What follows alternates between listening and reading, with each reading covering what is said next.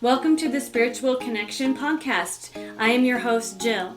In this podcast, we're going to be talking about your energy, their energy, manifesting, mindset, creating high vibrational healing for you, body work, the importance of massage and self-care, and much, much more. Let's get rolling. Hello, everyone. Welcome to Om Shanti Healing Spiritual Connection podcast. I am pleased to have Tamara and Reid back in action to speak on some pretty sensitive topics. Say hello to the audience, Tamara. Hello, everyone. Thanks for joining us. Tamara is a friend of mine that lives in town, and she has a therapeutic business. And we were talking, I think it was podcast 18 or 19, when I had her on before, talking about her transformational coaching, her animal communication, and the things that she does to help people heal from grief, pain, loss, trauma, things like that. So we had brunch the other day and we were talking about some fresh ideas. So I have her back on today, and we're going to talk about the topic of divorce. Now, the idea here in this conversation is to not place blame or shame upon anybody. We're just going to talk about the processes by which we experienced it, because we have both been divorced, how it felt in those dark moments, how we kind of pulled ourselves out of it, right? And then we're going to discuss, Tamara wants to talk about the differences in grief with humans compared to the grief that animals go through. So Tamara, do you have, let's have you talk about your experience first. Kind of give the audience kind of a neutral, 30,000 foot view of your experience in divorce and what it felt like at the very beginning.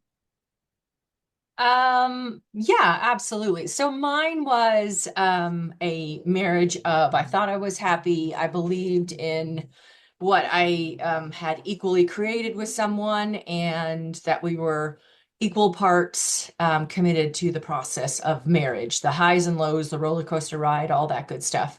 Even had a child. I was somebody who didn't plan on having a child. Found out I was pregnant 2 years in, and so he was our big surprise. He's still, one of the loves of my life, so no regrets. It's just I guess the rug got pulled out from under me, I I just wasn't prepared. I had no idea. I just moved here to Colorado. The intention was we were all moving here from California. And I was blessed that I had a house and space to process it on my side, and he had process time to process it on his side, staying in California. I admit that I spent probably a good 3 months under the tree in my backyard. I dragged my yoga mat out there, every pillow, every comfort, every blanket, everything. I couldn't function for probably good 3 months. It was liberating in such a way because I didn't respond to any texts or calls. It definitely gave me a separation that way where I didn't even go into the guilt of feeling like I had to be something for someone other than my son. It was just incredibly, it's just, I look back on it and how incredibly transformational it was in recognizing all the different stages of grief, all the anxiety, the overwhelming anxiety, everything from being in the car, picking up my son from school and having the radio on and just song lyrics would absolutely give me anxiety and I'd start crying, all the stuff. So I couldn't have the radio on. And all I would do is leave the house, go get my kid, come back to the house and go back under my tree and be in my backyard. Um, I, you know, I think it was learning who I was again. It was learning who I was in the world without a partner by my side. It was coming to grips with being a single parent because I was blessed to raise him for 3 years on my own, which was a blessing and a swift kick in the ass with, single parenting. I had no idea that I would ever be in that position. Like it was a lot of, a lot of those moments where you're like, okay, this is the new challenge. Oh, wow, here's something else I get to step up to and stuff. And like I said, I was somebody who really was lucky that I could take a break from work. And I had a spot and a husband who supported me financially so that I could just be a mess in my backyard. And like I said, just not really functioning. But like I said, I was somebody who thought I was happily married and stuff. So it's for me where I go with the animals is just the beauty of how the animals came out to support me. I saw animals I haven't seen since. I had a falcon. I haven't seen a falcon here in Colorado since those weeks where it visited me almost every day and stood on the fence and just stared at me, and I was too grief stricken to even try to tap into it. And like, what are you telling me kind of thing. I had cats in my cats in my backyard. It wasn't eyeballing my cats to eat my cats. It wasn't looking at my dogs. It was truly just tuned in and tapped in, right into me. And I still sometimes sit and go, what was that about? But I've never seen a falcon since. Like it was really powerful, and I felt like it was really supportive and all those incredible things. So yeah, that was mine. And like I said, then the animals and my connection to them and stuff. So, but you tell us yours now. Just so a little tidbit on what you're saying. Have you, with the falcon, that's really something special and unique. Did you look up like falcon spirit animal or the meaning of the falcon to kind of get an Yeah, I idea of did. like what was it I trying to always look tell up you? those things. Yes, I always look Well, up those things, even with bugs, everything. And, primarily when it comes to any kind of falcon or it comes to hawk, it's all about seeing the higher perspective. It's the imagine yourself in flight and being above everything and looking down on it versus sitting in your pool of self-grief. And, I like to joke that I not only moved to Victimville, but I bought a house there. I set up a zip code, everything with a lovely welcome mat that said, I'm really going to stay here in Victimville for a while. And I did. I moved and lived in Victimville for some time. So taking the higher perspective in my, wasn't even in my wheelhouse of being able to do something like that. Yeah. right. Maybe that word would, maybe it was there to kind of support the future version of you down the road sometime. Yes. I You mean, know, I just still think about it. I showing still you talk there is a about it. light at the end of Yes. all this dark tunnel business, right? Like, gosh. Exactly. Yeah. So, in regards to my divorce, Tamara, you had kind of an abrupt hit moment in your relationship where it ended. For me, it was years and years and years of just discomfort and not being happy and trying to figure out a way out of it. My kids were little. I was growing, raising them. I didn't want to get divorced when they were young. I wanted to wait till they were, older and could be more mature about it and understand it more. And I needed to create a financial escape plan, for my career, which I was a stay-at-home mom for those 18 years, or for the children. I had some part-time stuff I was doing, but nothing that would sustain my life without his help, right? Mm, Codependency is not a good feeling. I mm, don't care who you are, but I had to make a plan. So there was years of just kind of agonizing, torment and kind of fake it till you make it kind of feeling, until it came to an end where I just said it's got to be done. It was there at a switch had flipped, a couple of them, and it was just I couldn't bear it anymore. So it was kind of quite the opposite of your experience. It was years and years and years of just pain and anger building up, percolating, rejection, all that kind of stuff that led to the divorce. But I feel like the overall healing process of it all is very similar, whether you initiate it or not. It's Mhm. still a loss. It's still a grief process. You still go through all the phases of what are they, Tamara? There's rage, right? There's denial. There's acceptance. What are the rest of them? And there's Well, I mean, healing, right? the I like to call them the coulda, woulda, shouldas, The looking what back and ifs, that, like yeah, what ifs, right, if I had exactly. done this 10 years ago, how much different would Right. these be? Right. You go through all those because I think that's a process of like trying to get your mind to actually process what the experience is going through because you feel it like on a cellular level when you're hit with something like this catastrophic and life changing, right? Yeah. And it hurts and it's scary, and it messes with your entire system, your mind, body, spirit, everything. Energy is completely altered for an extended period of time while you're processing. Yeah. In It the definitely, phases, yeah, it definitely fried my body there for a while as well, for sure. yeah. And Fried my adrenals. Yeah. my divorce happened in the middle of quarantine in 2020 and transitioning the kids abruptly into homeschooling.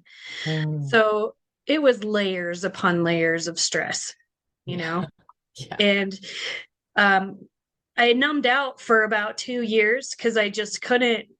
I didn't have anything left to process the grief of the divorce, with it actually happening, and then doing the inner work had to wait. 2 years it waited. So at the 2 year mark, I said, okay, I'm going off my antidepressants and I'm going to just look it in the face, whatever shows up. And it hit me like a truck. Like all those years of stuffing my feelings and feeling rejected and ignored and not validated as a woman or even like a human, or a wife or a mother, it all came back in the form of chronic nerve pain, extreme reflux and gagging and vomiting and not being able to eat, and um, pain from my face to my foot all the way down my right side, that survival side, the masculine energy side, Yeah. and it took a year of working through all that, and it was really really really really hard, and I spent a lot of time outside too. You have to, because you can't even like take yourself. It's like you need air around you and space Yeah. around And, you. and grounded and not floating out of your body, Yes, constantly spending yes, all your time out of your body. That's where I was. yes. Yeah. I would walk Somewhere down to the else. Yeah. lake and just sit. I bring a blanket and a pillow and Hmm. just sit on the beach and stare and think and cry and stare and think and sleep and, rinse and Yeah. repeat for I like know. days, and I just needed to be alone. I get that. Like, don't talk to me, don't look at me, Yeah. Yeah. it's processing, you know? Yeah, I agree. I always, so in my process, I also did, I came to you. You were one of my first people and stuff like that. I did shamanic healing. I did ayahuasca. I did Cambo. I did, DMT. I did, I wanted to be somebody who not only healed from a divorce, but also healed from the childhood. And I like to say that I not only pulled up the floorboards, but I dug below the floorboards to see what my foundation, where my foundation, let's say, cracked or created who I and the choices I've been making and that sort of thing. So I laugh now and I joke about how if I wasn't boogering and crying my way through a ceremony and my eyeballs weren't swollen shut, then it wasn't a good wasn't a good experience. Me with my bucket just crying and spitting and ayahuasca. I went in the bathroom and my hair was up and it was sticking out like legs of a spider and stuff like that. And I remember just giggling at myself and I could barely even see myself in the mirror because my eyeballs were so puffed shut. And I laugh at this now because it's one of those, if I can laugh at it now because I can look at how blessed I was to have everybody who I needed in my healing process was here in Fort Collins. I mean, I did ayahuasca down in Santa Fe, but I just found everybody I needed in my step by step by step, my process. Yeah. And I mean, and that's what ayahuasca told me. That was the beauty of it. I remember crying and and asking the medicina, why didn't why didn't he and I work out? Why didn't, why did this happen and all this kind of stuff? And I went outside and the medicina said, go outside. And I popped out there with my sleeping bag and sat under that beautiful sky of stars without all the, light pollution. And it literally said you had to be here in order to find out. You had to be in nature. You had to be in the support system with all these incredible energy workers and healers that you now know. And you had to be here under this sky and, connected to the earth. And because in California, I wasn't. I was, it was more cement, it was more cars, it was, the ability to get to the mountains wasn't as easy and all of that. So I really was, it was such a blessing. The other analogy it gave me, which I thought was profound, and I still use this for myself and in my practice, is what the medicina told me was, he is the flashlight, and you and your son are the batteries. So some of us are in this life to be the batteries, right? We want to do the work. We want to do the heavy digging, the heavy groundwork in order to bring light to this planet. And why am I here? And what am I here to do? And how can I, help other people like people have helped me and reciprocate those blessings. And then there are those who choose maybe not to do their work. And it doesn't make them bad. It doesn't make them wrong. It just means that this is where they are. And maybe their trauma is just too much of a heavy lift. And Mhm. so they require batteries. And I didn't, and the beauty of that is I didn't even make up that analogy. It literally came to me with ayahuasca, the medicina speaks to you and stuff. And so for me, that helped me find so much more compassion for him and knowing his childhood, knowing the abuse, all those kind of things, and knowing that, in his own way, just like we try to forgive our parents in that way, they or he are doing the best job they know how. Right. If they don't want to do like I said, the heavy lift, then they're just doing what they can. Yeah. Yeah. I mean, we're all human after all. We're all sensitive, layered, complex beings with Mhm. our own perceptions of our experiences. Yes. Right? I feel like when I was in the midst of my rawness, I was able to commune with my father who passed away in 1996. And I had been seeking, relationship with him for many, many, many years. And he'd be off in the distance. He'd be in a dark, in a corner, small, not wanting to communicate. And over the years, he's been getting closer and closer. And in this moment, going through my divorce, he came to me. I was like on my deck, crying hysterically, like begging and pleading for some sort of solace and comfort and end to this feeling I had. And my dad came, and I was asking him some of the things in my life, in my childhood that had caused me some trauma, some pain. I had questions on how he raised us and why things went down the way that they did. And I actually got explanation from him. I got apology from him. I got answers from him in regards to the questions that I had that made me feel unloved and unwanted and rejected when I was a kid, which in turn made me realize that I grew up and then I married a version of my dad, Right. and I kind of in the background of my head realized it during the marriage. It came to me in waves, but really after the divorce, where I could put some separation between us and really get perspective on like, where am I? What, where was I and where do I really want to be? And in between that moment is that independence from the codependency of the man. Mhm. Mhm. My mom grew up telling us, that the man is we had this energy in the house of do what you're told, by do what dad says. He's kind of a drill sergeant. He was an ex-Vietnam vet, and I have two sisters, and it was very much heavy on the estrogen, and he would push back a lot to try to maintain his dominant status. And Mm, he would do that through verbal abuse and manipulation. mm, And it didn't feel good. And he rectified all of that in this conversation that we had, and we've had several since, where he explained to me that he wasn't a good father and he could have done it a lot better, and that he's sorry that he wasn't a better dad for us. And it wasn't about the kids. He loved us. It was more the spouse and not getting Well, what and he it's needed also more from his stuff, the right? His own, spouse. right. And I'm like, oh my God, and I'm like, I married that version of him. Like the inner turmoil of my father, the way that he kind of gaslighted us a little bit, and he had this passive aggressive way of controlling everything and keeping us in a place where we felt small, Mm, and yeah, then yeah, so that came to me in the healing journey of I'm not doing that again in relationship.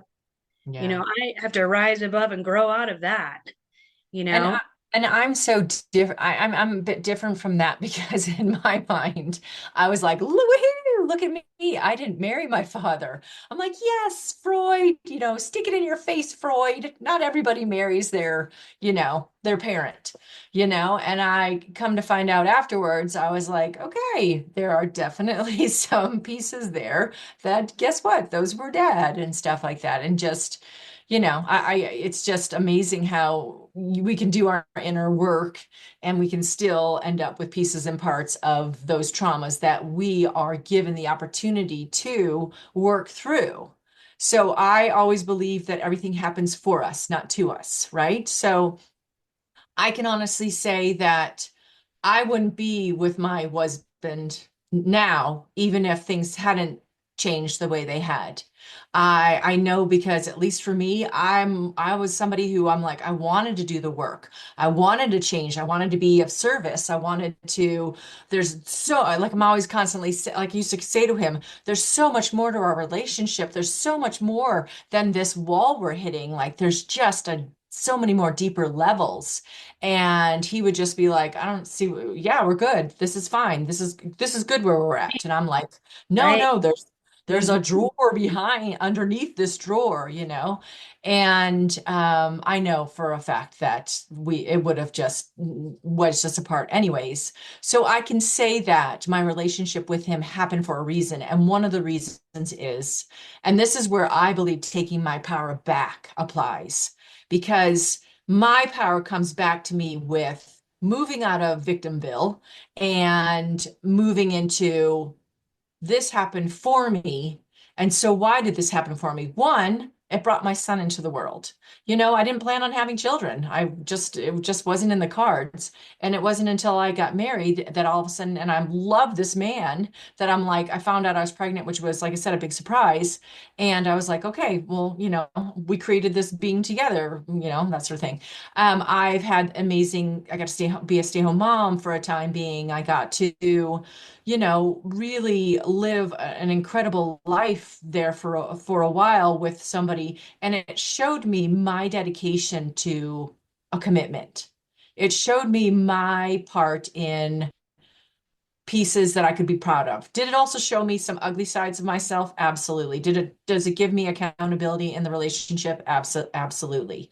And I'm fortunate that he and I have actually had conversations about that, where I take my responsibility for my part, and I've learned how to be a better communicator, and they call it your Z pattern. And I'm a Sagittarian. I'm a double Sagittarian. So my Z pattern is fire at first. And then, so I'm fired at first, and then I'm like, okay, I settle down, and then I can have a conversation. Doesn't always work out, that kind of thing, to come at somebody with your fire, somebody who, has their own traumatic response to that. So I've really learned well, there's an infinite well of what I've learned since that relationship. And like I said, it's just one of those things that I turn to myself and go at the end of each day, am I making myself proud? Am I doing something a little bit just to make myself proud? Am I doing a step better than what I did maybe yesterday? And, you know, and not, projecting it onto him like you did this to me, that's where we get stuck in our looping thought Right. patterns and behaviors. And there's no healing that can come from that. Yes. You have to take away the blame and the shame. There's two people that it takes to ruin a relationship or to make Mhm. a relationship, Mhm. right? So accountability for your part in it is really important, Right. and I think being able to face that with love and compassion for, yes, I made mistakes. Can I forgive myself for that and, make sure I don't do it again, Mhm. and honor and Or respect even the if you next do it relationship again. in a I different mean, way. but then You there's grace for even when you do it again. Like you do it again, know? you make, that's the thing. You just hope that you're with somebody you can hold space for. Hey, I'm still dragging some of this carry-on luggage along with me. Right. It's still going to come out once in a while and that sort of thing. Can you just stand and hold space? You hope that you have that. And you Yeah. are somebody, like I said, who has that. Yeah. I'm Yeah. very fortunate in that way. And it took some time. I was kind of crazy when we met. And I told him, I said, I'm not myself right now. I'm raw. I'm angry. I'm going through like this dark night of my soul moment. And like, if you're willing to wait till I get to the other side, there's something bigger than I've ever been on the other Mhm. side of this. Right. For those that are going through divorce and they're in the pits of rage and hate and shame and blame, just know that there's no crawling out of that until you can make yourself accountable for your part, first of all, and then start to do the inner work of self-reflecting and, really looking at the parts of you that you don't like about yourself, right? Mhm. And turning that into something that you do like. I mean, that for me was Right. part of my healing journey. There was parts of me in the marriage that I didn't like, that felt weak, and stupid and less than and undeserving of what I needed and what I wanted. And just this energy of lack, and no Yeah. growth. Yeah. And when I separated, I got through the hard stuff, the darkness, the sickness, started to heal out of that. I'm like, okay, well, I have a perfect opportunity now to really come into that version of myself that I see in the future, that I really, really want to be, that has been really far out of reach in my marriage because I was so stuck in a lot of ways Mhm. from growth Yeah. Yeah. and joy, right? You Yeah. don't want to grow unless you're happy, right? And then you're happy because you're growing. If you're in a state of perpetual misery, there's no motivation there really to find joy. If you're Right. just, at least it wasn't for me. I was just in such a rut. Yeah. Like there's no Well, joy that's and going to be I think, coming from this relationship. My joy is after this relationship ends, after I do the deep work, after I heal out of those moments of my life and that timeline is over, I'm onto the new timeline. That's where I saw joy. right. That's where I saw my power. That's where I saw financial independence. That's where I saw my badassery really like bright and big and glowing. And I could see that version of me. And I just couldn't touch it in the marriage. And now I am closer to it than I've ever been in my life. And it'll be 5 years, I do believe, in June since the divorce. So, those of you that are in it or on the verge of it, you got to give yourself grace and time. Yeah. Let That's, your I think, the let key. yourself feel all the feelings. Yes. Don't stuff them. Don't Right. slap a band-aid on it and get married 5 minutes after your divorce is final, because it's not going to serve you. Or get in a, or do. You know what I mean? Like maybe Yeah, maybe, marriage gets a whatever. little sticky and stuff like that. But even if you did, if you decided after your marriage that you want to get into a relationship, because you know what? Why not? If I wasn't receiving everything I needed out of a relationship, I need somebody who's going to fill that aspect of my cup. Okay. And then that only lasts for so long and that sort of thing. You're still at the end of the day left with yourself. So give yourself grace no matter where you're at. I think for me, I spend so much time sometimes focused on an end goal rather than just being in the muck, and just being in my moments of, you know what, I'm not feeling it today. This is where I'm at. This is where I just, today is just one of those days I just want to crawl into my bed. The best therapist I ever had, I would say I just have days sometimes where I just want to crawl into my bed and pull the covers over my head. And she said, then why don't you? And that was for the first time hearing that was huge because my mother wasn't like that. My mother got divorced and my mother was nose to the grindstone and everything. And I still have to give myself grace, even metaphorically, to say, today's a day I'm pulling the covers over my head. So I'm still putting one foot in front of the other and I'm still doing what I need to maybe get done.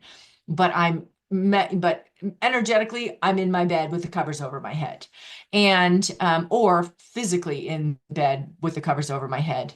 And I think this is where I love what I've learned again from the animals, which has been animals grieve the loss of their mate. They grieve the loss of their child, their offspring, and all of that.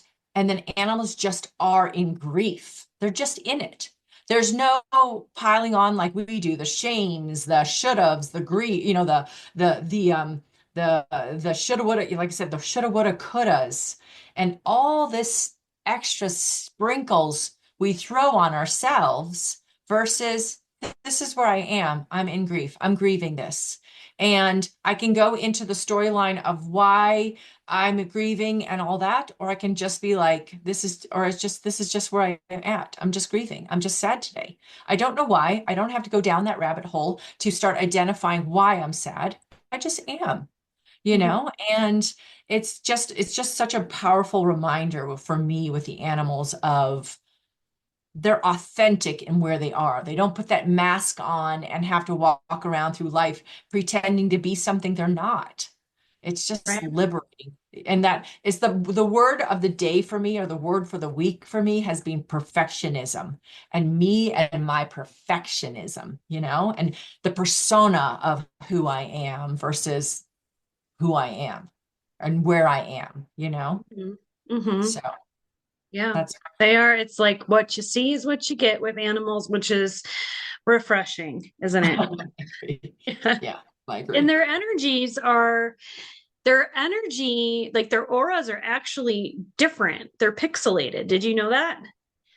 Like Mm. humans' auras are, it's like a solid, not a solid, but there's not like typically holes in it in most cases, right? Your aura is like when you see a picture of an aura, it's like a light bubble around the body, right?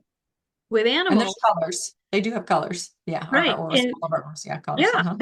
they have all the same chakras we do, but the way their auras are formed is it's more like pixelated little tiny micro pockets of energy around their bodies. Oh, That's why they're more highly sensitive, mhm. because those frequencies of intel get in easier. That's why Yeah. they're more sensitive to sound and touch and other people's energy, other animals' energy, because they Yeah. absorb it easier because of this lack of a layer, if you will, like humans have. And Right. that's also to their advantage. It also allows them to not stay in that fight or flight or that fear state, like a prey animal out in, like a deer being chased by a mountain lion and it gets away, you Hmm. know, minutes later, it's back to grazing like nothing happened. Hmm. Hmm. It's not going to sit and like Right. be Dwell. paranoid or like Well, they're cry still about paranoid. They it, have right? to for They're moving on with survival. their day. The event is over and they Right. have therefore gotten over it. Right. Humans They're are very present in the much moment. not that way. So true. Yeah. We just hold on to those storylines for as long as we can. We just And dwell and dwell and dwell and and it's like I said, it's always the it happened to me versus it happened for me kind of thing. So, like I said, just the reminder of everything is happening for me in my experience in my life. And even if it's messy, and like I said, even if it's whatever, I got the word comes chunky, whatever the word, whatever it is that we experience, it's still a matter of how am I how does this help me just take a deep breath, center, be present in my moment, and know that, I'm not Chicken Little and the sky doesn't have to be falling. This doesn't mean the end of everything. This just was a moment. And, we can say however many years we spent with these people in our lives, they were longer than a moment, but in the grand scheme of things, it really was just a moment.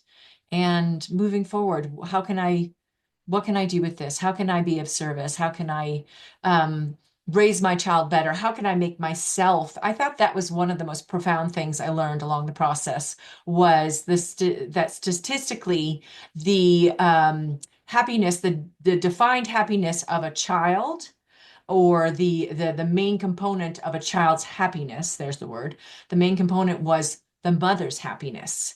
And when I learned that, I was like, you better bet your butt I'm gonna work my butt off to be happy so that my kid doesn't have to take on this and carry this with him as well. I'm not gonna, create this drama between my husband and myself over and over again and feel like he's in the middle of it trying to love us both. And yeah, that was profound. That was another additive to my wanting to be the best mom I could be and, do my work and stuff. Yeah. yeah. Yeah. And in every moment of that short time, right? There's so many lessons of yourself in like Yeah. who you are and how you are. Sometimes your parent like moments of, oh, that was my mom talking right there, coming out my mouth. I got to regulate that, and just picking out the good points of that, that inherited behavior. Yes, it's so true. And, You're like, oh, damn, there she is like, again. yeah, Yeah. I was like, oh my God, that was like, yeah, okay. I Check think that's for, yourself. Yeah, my kids would laugh at me. yeah, I I'm like, think that that's was also grandma those talking right there. I don't know. That was not me. I think those are also, like I said, those are profound moments where we also just get to give ourselves some grace again and forgive ourselves, Yeah. like, Yeah. well, and stuff, like so many, like I think, and I don't know if this is so much for the dad stuff, but I'd say for the mom stuff, in my experience with my mom clients and stuff, there's so much of this. Let me put that in my backpack of guilt. Oh, let me pick up that shame chunk and put that in my backpack. And walking around through life, looking back on the mistakes we made, and so many of us and stuff. And just like I said, the beauty of it is why are we're not here to suffer in this lifetime. We're not here to be punished. We're here to have these experiences, learn, grow, maybe create a different lineage for the future and have our kids move forward where we've changed the line of abuse or the line of self-abuse and self-hate and all that kind of stuff. Like if I can end that lineage that ends with me, then I'm willing to do that heavy lifting, Right, so right. yeah. Change the family tree. Because as Yeah. we get older, and especially when we become parents, we have a deeper level of self awareness and we have a deeper level of awareness of how we grew up and the way Or we and don't. our parents raised us, right? Or we don't, but if we do, we can look back at those moments and have some compassion and empathy for the struggles that our parents went through growing up and their parents, right? So true. And it's it's been, I feel like, society wise with women, it's getting easier than it used to be, right? We can have a career and an education and make our own money now and make more money than the man even, and it's acceptable, Uh-huh. you Yeah. know. But then, it like I wasn't said, there it still can be wasn't like guilt. that, I when my know. mom was growing up and when my grandma was growing up, The Yeah. patriarchy was real. So, like, having compassion for their struggles, and they grew up and had families and raised their kids the best that they could with what they learned, Oh yeah. and Without so on and so Google, forth, without So Googling. without Yeah, without Googling, right? YouTube. The more Right. aware that Have we to. are about the things we say, the things we do, the way we react with our kids, the more that we shift that into positive, productive, empowering Yeah. moments for them, we're Yeah. changing the family tree, Yeah. That lineage. and then they're going to grow up and fingers crossed do the same with their kids with even more potential to be educated and empowered and give them more opportunities. I, Yeah. So my favorite moment was one that I had with my son, and he was maybe 4.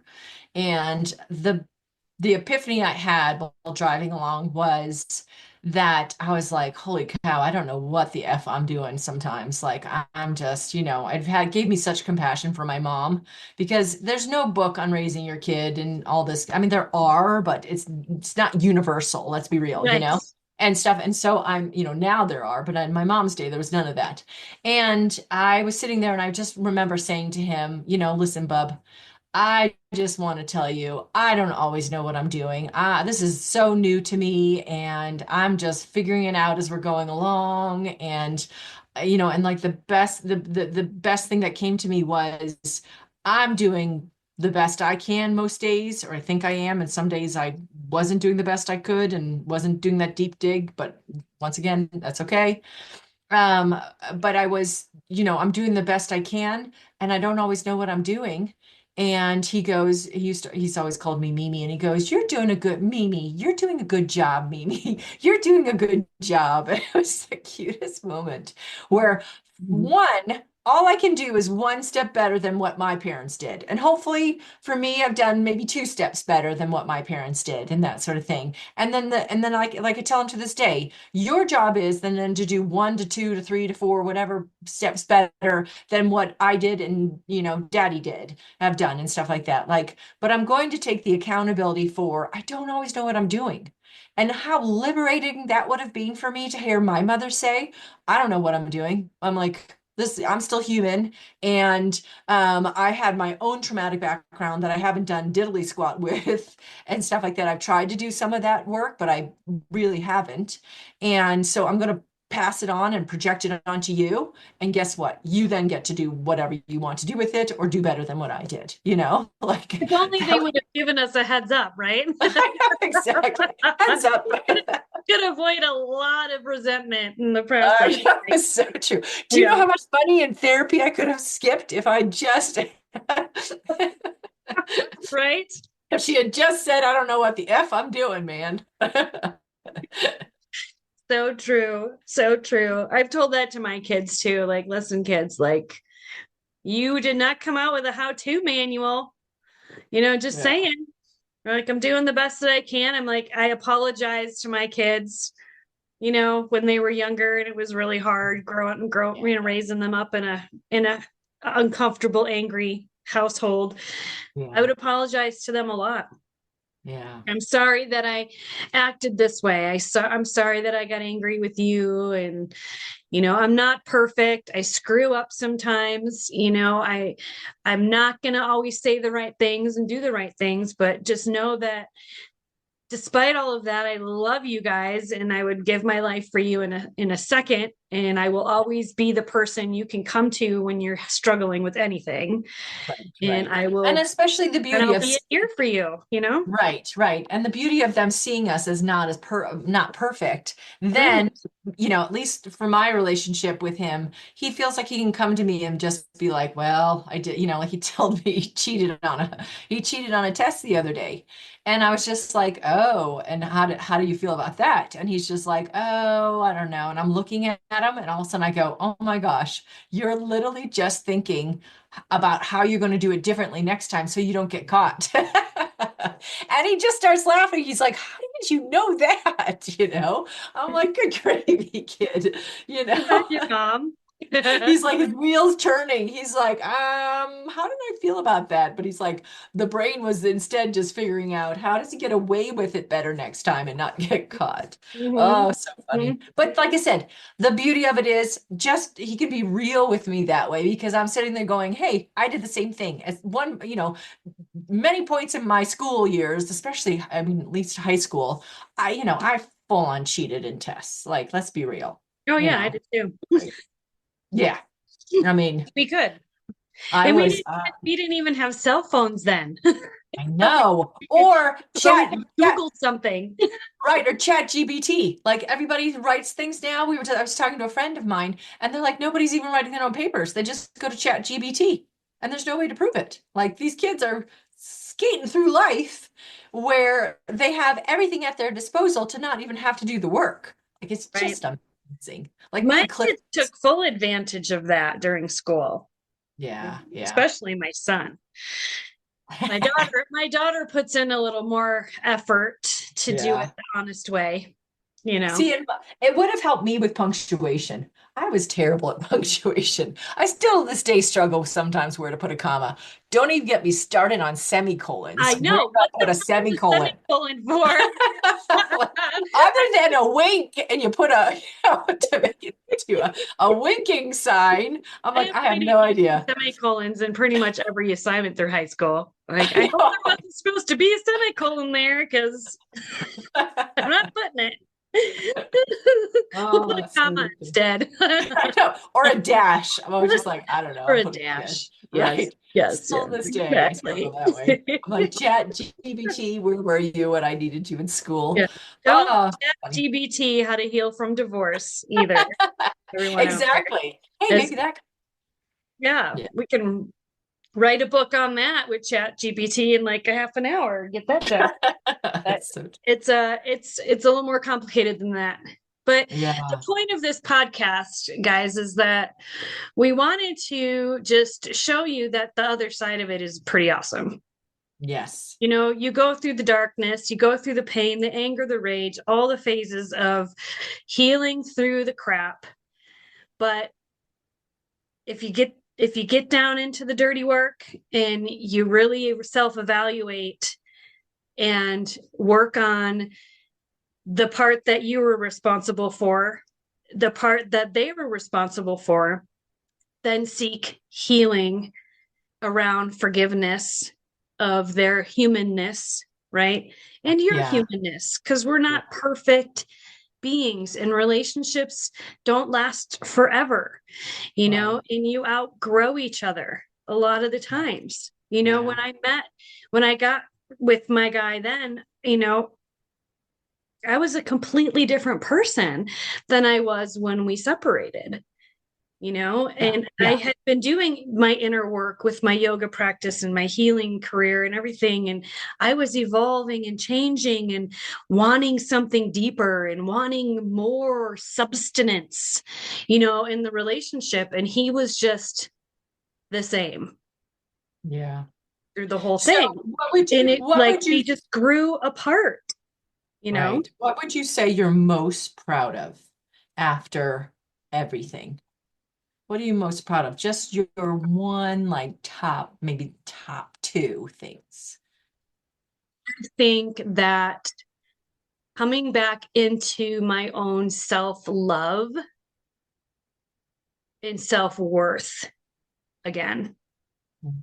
Yeah, You know, the yeah, the feeling I had in the marriage was debilitating. yeah, It made me I had suicidal tendencies, yeah, yeah. and I did after the divorce too for a while. Right, And the right. only thing that really kept me around was knowing I had my kids that would, that would ruin them.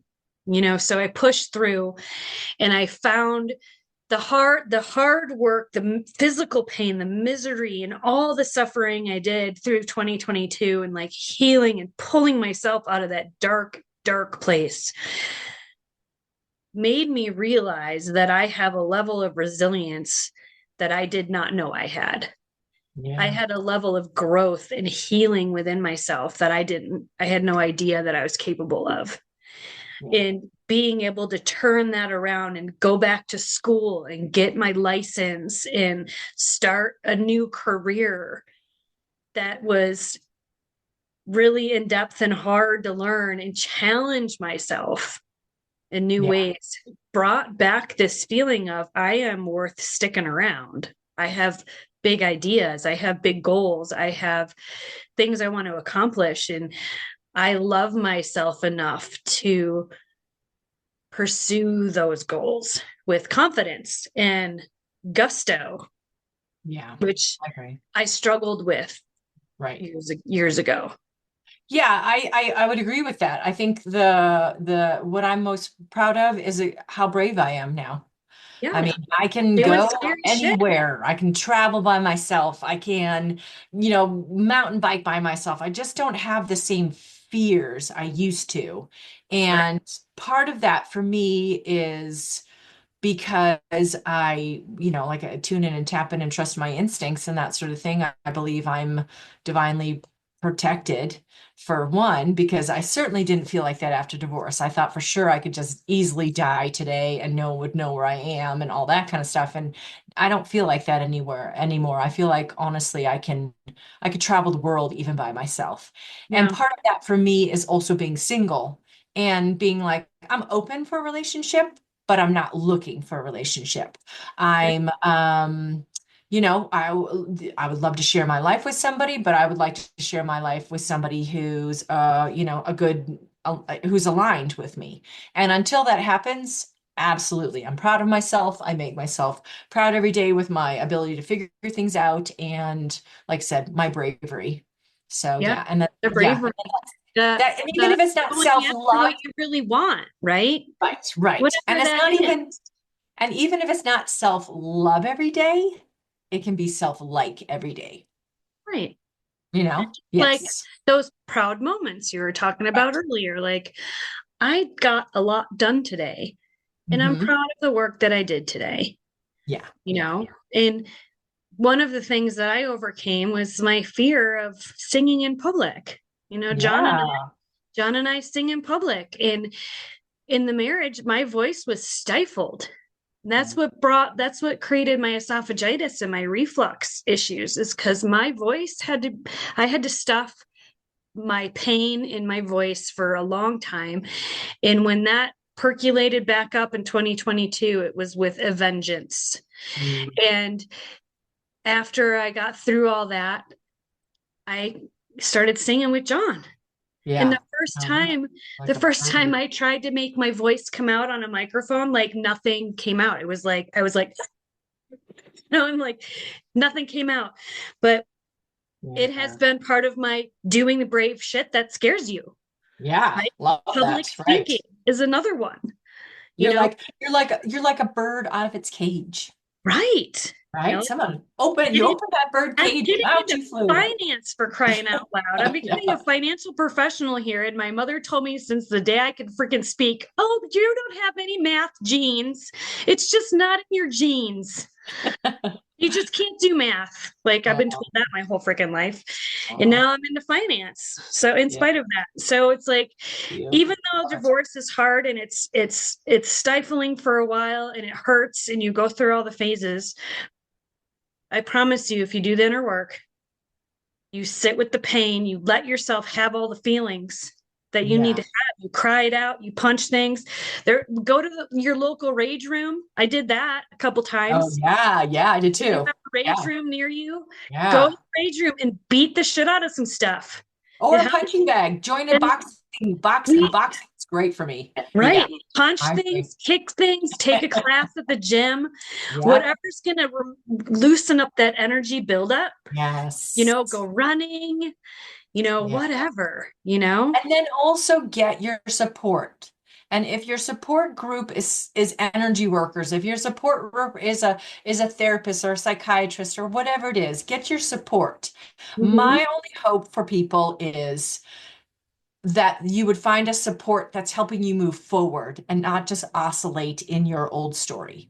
Like Right. so many Get over times the there, blame and the yes. And anger. just be like, You okay, we've got to. established that. How Yeah. are we moving forward now? What are we doing with this? What did you do today to change your patterns and do something differently and to make yourself a little proud and give yourself a little grace and learn to love yourself a little bit deeper and, all of that. So, yes, I mean, And, maybe that includes like a makeover or a mini vacation with a girlfriend or, you know, whatever is going to help shift you into the right direction.